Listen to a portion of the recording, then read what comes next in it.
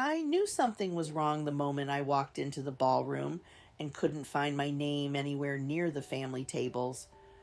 I paid for the wedding flowers, the open bar, and half the honeymoon. But the wedding planner finally led me past the dance floor, past the cousins, past the co-workers, and stopped beside a tiny table near the kitchen doors. Table 9. 3 strangers looked up at me with polite smiles as the dirty dishes rattled behind us. And that was the exact moment I decided I was done paying for this family. My grandson Caleb had called me every Sunday for almost a year while planning that wedding in Charleston. "Grandma, we're short on the caterer." "Grandma, the florist raised prices again." "Grandma, we really want live music."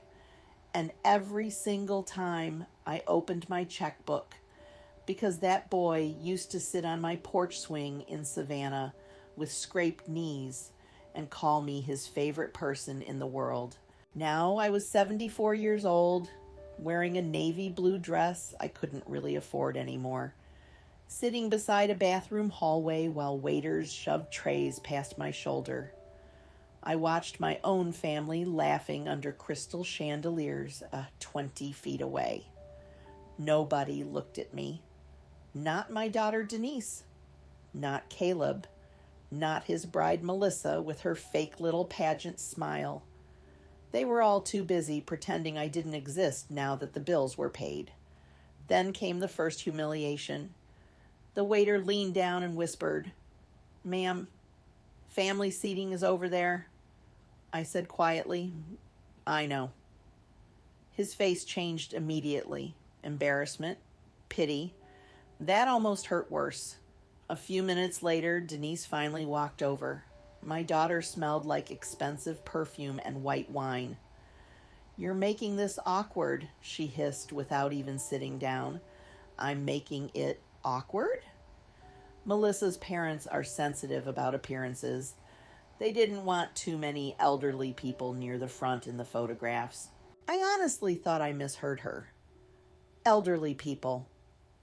She crossed her arms. "Please don't start something tonight." I looked at my own daughter for a long moment and realized something cold and ugly. She wasn't ashamed of what they did. She was ashamed I noticed. Then Caleb walked over smiling like a politician. "Grandma, you okay back here?" Back here, like I was luggage. I stared at him and suddenly remembered the title printed across the wedding invitation in fancy gold letters. They seated me at table 9 at my grandson's wedding. So I stopped paying for everything. At the time, it sounded almost funny in my head. Sitting there near the kitchen doors, it stopped being funny. I reached into my purse slowly and pulled out the leather folder holding every receipt, every wire transfer, every payment confirmation from the last 11 months. Denise saw it immediately. Her whole face tightened. "Mother, what are you doing?" I smiled for the first time all night, and that frightened her more than if I'd screamed. Denise grabbed my wrist before I could open the folder. "Not tonight," she said through clenched teeth. I looked down at her hand, holding me like I was some confused old woman about to wander into traffic. "Take your hand off me." Her eyes flickered. Around us, glasses clinked and people laughed while a photographer called family members toward the dance floor. Nobody noticed what was happening beside the kitchen. Caleb forced a smile. "Grandma, come on, let's not do this here." "Do what?" "You know exactly what." No, actually, I didn't. I didn't know what crime I'd committed besides growing old and staying useful too long. I pulled my arm free and opened the folder anyway. Every payment sat neatly inside. $43,000 in total. The flowers alone had cost more than my first car. Caleb's smile disappeared when he saw the papers. "Why did you bring those?" "Because at my age," I said calmly, "memory matters." Denise looked around nervously. Mother, people are staring. They should. That hit her like a slap. For years, my daughter had cared more about appearances than decency. Even as a little girl, she'd cry harder over stained church shoes than scraped knees. Somewhere along the way, she turned cruelty into social etiquette. Melissa suddenly appeared beside Caleb, tall, polished, cold-eyed. Her wedding dress probably cost $10,000, and somehow she still looked cheap to me. "Is there a problem?" she asked. Denise answered quickly. "No, just a misunderstanding." I spoke before she could smooth it over. "Your parents didn't want old people in the photographs." Melissa froze. Then she actually said it. "We were trying to keep the seating balanced." Balanced, like I was an ugly lamp somebody moved out of frame. I nodded slowly. "Of course." Caleb stepped closer. "Grandma, don't embarrass us." That word. Us, not family, not we, not me. Us. Like I'd become something outside the circle. I stood up carefully from table 9. My knees ached from the long flight and the hard chair, but I stood anyway. One of the strangers at the table quietly moved aside to let me pass. The kitchen doors swung open behind me with a loud crash of dishes. Perfect timing. I looked directly at Caleb. "Do you know what your grandfather used to say about character?" He sighed immediately. "Please don't make a scene." "He used to say, you learn who people really are when money gets involved." Melissa crossed her arms. "This is incredibly inappropriate." "No," I said softly. "What's inappropriate is seating the woman paying for your honeymoon beside a trash cart." For the first time all evening, people nearby started turning toward us. The music still played, but quieter now. Uneasy. Denise lowered her voice sharply. "Mother, stop talking." I looked at her and felt something inside me finally break loose after years of being careful. No, I spent 30 years staying quiet to keep this family comfortable. Caleb rubbed his forehead hard. "What do you want right now?" I answered honestly. "I want to understand when you all stopped loving me and started billing me." Nobody spoke, and that silence told me everything. Then Melissa's father started walking toward us from across the ballroom with a furious look on his face. Melissa's father moved fast for a heavy man. Richard Beaumont had one of those polished country club faces that always looked irritated by ordinary people. Expensive tuxedo, silver hair, pink cheeks from bourbon. The kind of man who shook hands while checking whether your shoes were good enough. "What's going on here?" he demanded. Nobody answered immediately. Caleb looked panicked. Denise looked furious. Melissa suddenly seemed very interested in fixing her bracelet. I spoke first. "Your daughter seated me beside the kitchen after I financed half this wedding." Richard blinked once. Then he gave a short laugh, like I'd told an awkward joke. "Well now, I'm sure there's been some confusion." "There hasn't." His smile faded slightly. Around us, conversations were slowing. Guests were pretending not to watch while absolutely watching. Richard lowered his voice. "Mrs. Whitaker, tonight is about the children." "No," I said quietly. "Tonight is about respect." Melissa finally snapped. "This is unbelievable." I turned toward her. "You know what's unbelievable, sweetheart? Calling me every week crying over centerpieces while deciding I was too old looking for the front tables." Her face drained white. Caleb stepped between us immediately. "Grandma, enough." I looked at him carefully. "You knew." That hurt him because it was true. He looked away first. That was the moment something shifted inside me permanently. Not anger anymore. Clarity. My grandson had known exactly where they seated me. He just hoped I'd swallow it quietly, like older women are expected to do. Richard straightened his jacket. I think perhaps emotions are running high. Why don't we revisit seating after dinner? I almost laughed. After dinner, after the photographs, after appearances were protected. I closed the leather folder slowly and tucked it back into my purse. No need, I said. Denise narrowed her eyes immediately. She knew that tone. I used it once before when I left her father after discovering his gambling debts back in 1989. Calm was always more dangerous than rage with me. Mother, she warned softly. I ignored her. Instead, I reached into my purse again and pulled out my phone. Caleb's entire posture changed. Grandma, what are you doing? I'm $83,000 deep into this family this year alone, I said while opening my banking app. I thought tonight might finally earn me a decent share. Denise's face went pale. Mother, don't you dare. Richard looked confused. What exactly is she talking about? Melissa answered before anyone else could. She pays for things sometimes.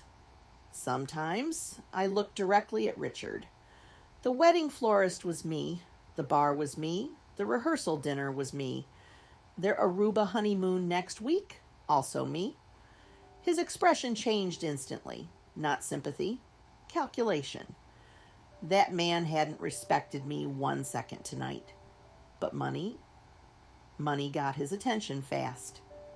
Then Caleb grabbed my arm, hard enough to hurt. Can we please do this privately? I looked down at his hand gripping my wrist. The same little hand I used to hold crossing streets in Savannah. The same boy who cried in my lap after his parents divorced. And now, here he was treating me like an inconvenience that might ruin his event. I pulled away slowly. You're hurting me. That landed louder than shouting. A couple nearby actually turned fully toward us. Melissa hissed under her breath, Jesus Christ. Then my daughter said the ugliest thing I'd heard all night. Mother, if you ruin this wedding because your feelings got hurt over a table assignment, don't expect this family to forgive you. I stared at her. And for the first time in my life, I realized forgiveness only mattered when love existed underneath it. I took one slow breath. Then I opened the banking app, and Caleb suddenly whispered, Grandma, please. The ballroom suddenly felt too small, too warm, too quiet. I could hear silverware clinking somewhere behind the kitchen doors while my grandson stared at my phone like it was a loaded gun. Grandma, don't do this here, Caleb whispered again. But he still wasn't apologizing. That was the remarkable part. Not one of them had actually said sorry. Melissa folded her arms tighter across her chest. You're trying to humiliate us. I looked at her calmly. No, honey, I'm letting you experience what humiliation feels like. Richard Beaumont stepped forward immediately. Now listen here. No, I interrupted softly. You listen. I buried my husband 12 years ago. I survived breast cancer at 68. I worked double shifts at a hospital in Savannah while raising a daughter who hasn't called me just to ask how I am in almost 4 years. I looked around the ballroom slowly. You people cannot scare me with social embarrassment. Nobody moved. Even the music seemed quieter now. Then my phone buzzed in my hand. Bank verification. Caleb saw the screen and went completely pale. Grandma, I clicked confirm. 3 seconds later, the first cancellation processed. The florist payment for the remaining balance on delivery. Canceled. Melissa gasped softly because she understood immediately. Oh my God. Denise grabbed my arm again. Have you lost your mind? I removed her hand gently. No, I finally found it. Then another cancellation notice came through. The honeymoon resort deposit canceled. Caleb looked like he might actually throw up.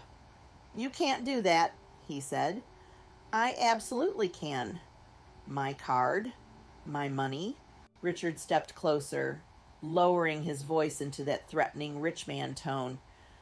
There are contracts involved here. Wonderful. Then your family can pay them. For one long, terrible second, nobody spoke.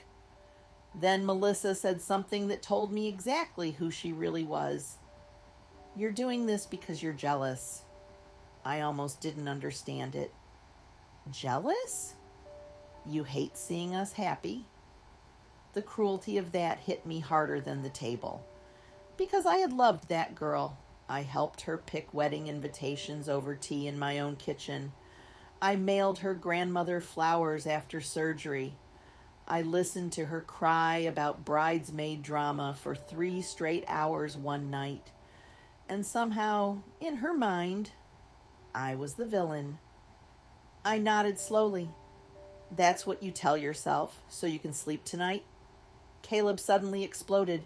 Enough already! Heads turned across the ballroom. My grandson pointed directly at me, face red with rage. You always do this. Everything becomes about you. That one cut deep, not because it was true, because I realized he'd been storing resentment toward me for years while still cashing my checks. You think buying things gives you control over everybody, he snapped. You hold money over people every chance you get. I stared at him in disbelief. Caleb, you called me crying because you said you couldn't afford this wedding. Because you offered. Yes, I said quietly. Out of love. Well, maybe we're tired of paying for your generosity emotionally. The silence afterward felt deadly. Even Melissa looked shocked he'd said it out loud, and suddenly everything made sense. Every ignored phone call, every delayed thank you, every holiday where I felt tolerated instead of wanted. I had become an ATM they resented for having a receipt. Then Denise did something I'll never forget. She leaned toward me and whispered harshly, You always ruin important moments. I looked at my own daughter for a very long time. Then I asked the question I probably should have asked 30 years earlier. When exactly did you all start hating me? And nobody answered, because deep down, they knew I already understood the truth. Nobody answered my question. Not Caleb, not Denise, not Melissa standing there clutching her bouquet so tightly the white roses were starting to bend. That silence spread through the ballroom like smoke.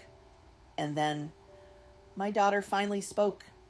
We don't hate you, Denise said coldly. We're exhausted by you. I felt my chest tighten. Exhausted? Yes. Her voice sharpened now that everyone was watching anyway. Your guilt, your money, your constant need to remind everyone what you sacrificed. I stared at her. I raised you. You controlled me? She snapped back. That one stunned me enough to go quiet, because suddenly I wasn't standing in a Charleston ballroom anymore. I was back in our old kitchen in Savannah in 1978, sewing patches onto Denise's school uniforms after midnight, because her father had disappeared again for 3 days with gambling debts hanging over us like a storm cloud. Controlled her, God help me. I worked 16-hour nursing shifts while pregnant. I sold my mother's jewelry to keep the electricity on one winter. I skipped meals so that girl could eat properly during high school. And somehow, in her version of history, I became the villain. Caleb stepped in again. Mom, stop. No, Denise said sharply, eyes fixed on me. She needs to hear this. My own daughter looked almost relieved now, like 20 years of resentment had finally found a microphone. You know what growing up with you was like, she continued. Everything came with strings attached, every gift, every favor, every dollar. I shook my head slowly. That's not true. Yes, it is. Then came the real blow, the secret they'd all been hiding beneath the wedding smiles and polite phone calls. Denise folded her arms and said quietly, Dad hated it too. That hit me so hard, I actually grabbed the back of the chair beside me.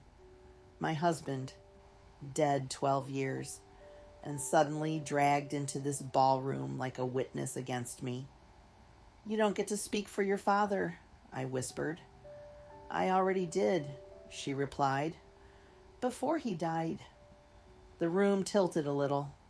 Caleb looked uncomfortable now. Melissa suddenly wouldn't meet my eyes. And I realized something horrifying. This conversation had happened before, about me, without me. Denise stepped closer. Do you know what Dad told me 6 months before he passed? Her voice cracked slightly. He said he spent 40 years feeling managed by you. I could barely breathe, because Raymond had never said a cruel word to me in public, not once. But private disappointments, private regrets. A marriage contains ghosts nobody else sees. You're lying, I said quietly. I wish I was. I looked at Caleb instinctively. My grandson lowered his eyes. That was confirmation enough. Something inside me collapsed right there beside table 9. Not loudly, not dramatically, just quietly, like an old building finally giving up after years of hidden damage. Then Melissa spoke in a softer voice. We didn't want to hurt you tonight. I actually laughed at that, a small broken laugh that didn't sound like me anymore. You seated me beside a service hallway. We thought you'd understand. Understand what? That old women should disappear gracefully once the checks clear? That love becomes inconvenient when it wrinkles? Then Caleb said the sentence that finally revealed the ugliest truth in the room. We were trying to avoid drama before talking to you about the house. Everything stopped. The house? Nobody answered immediately, and suddenly I understood why they wanted me tucked away tonight, why Denise kept saying, before winter, why assisted living brochures suddenly appeared, why my calls had grown shorter over the past year. It was never about the wedding. It was about my house, my fully paid Savannah house near Forsyth Park, now worth almost $2 million, and my family had already been planning what came after me. My ears started ringing, not metaphorically, literally. The ballroom blurred around the edges while Caleb rubbed his forehead like a man tired of a difficult business meeting. The house, I repeated. Denise exhaled hard. Mother, eventually you can't live alone forever. Eventually. Such a polite word for replacing somebody. I looked around slowly at the crystal glasses, the expensive flowers I paid for, the people pretending not to stare while listening to every word. And suddenly I understood why they stuck me at table 9. They weren't hiding me from photographs. They were emotionally distancing themselves early, preparing, like people do before hospice. My grandson finally spoke carefully, using the same fake gentle tone people use with the elderly. We wanted to discuss options after the wedding. What options? Melissa answered this time. A transition plan. I almost smiled. A transition plan. Like I was a corporate employee being phased out. Denise crossed her arms tighter. The house is too much responsibility now. For who? For you. No, I said quietly, for you. That landed hard, because now we were finally speaking honestly. Caleb stepped closer again. Grandma, nobody's trying to hurt you, but everybody's trying to position themselves. His face hardened immediately. There it was. The real Caleb, not the sweet grandson from birthday cards and Sunday phone calls. A grown man irritated, the old woman still controlled the assets. Then Denise made the fatal mistake. You don't even need that much space anymore. I looked directly at her. The daughter I carried for 9 exhausting months. The girl whose fevers I sat through all night. The woman now measuring my remaining usefulness in square footage. And I asked quietly, how long have you been discussing this behind my back? Nobody answered quickly enough. That was answer enough. I nodded slowly. Months? Caleb looked away. Denise stayed silent. Then Melissa whispered, about a year. A year. 1 full year of smiling at holidays while privately planning my removal from my own life. Something cold settled over me then. Not rage anymore. Absence. Like love itself, quietly leaving the room. The wedding band started playing louder again, awkwardly trying to revive the atmosphere. Somewhere nearby, glasses clinked. Somebody laughed too loudly, life continuing while mine cracked open. I picked up my purse. Denise noticed immediately. Where are you going? Home. Mother, don't be dramatic. I turned toward her one last time. You know the saddest part? I said softly. I would have given you that house eventually. Nobody moved. But you got greedy before I got dead. Caleb flinched like I slapped him. Melissa's eyes filled suddenly. Maybe from guilt, maybe fear. Hard to tell anymore. Then my grandson said quietly, so what now? I looked at him for a long moment. The little boy who once fell asleep on my chest during thunderstorms. Gone. Completely gone. I adjusted the strap on my purse and answered honestly. Now you all find out how expensive your lives really are without me. And then I walked straight through the ballroom while my family stood frozen behind me. Nobody followed. Not one of them. But just before I reached the exit, I heard Denise whisper something shakily behind me. Mom, wait. I kept walking anyway, because for the first time in my entire life, I finally understood they never thought I would leave first. Some stories end quietly, but the damage stays with people for years. If this story meant something to you, leave a comment below and subscribe for more real emotional stories like this one.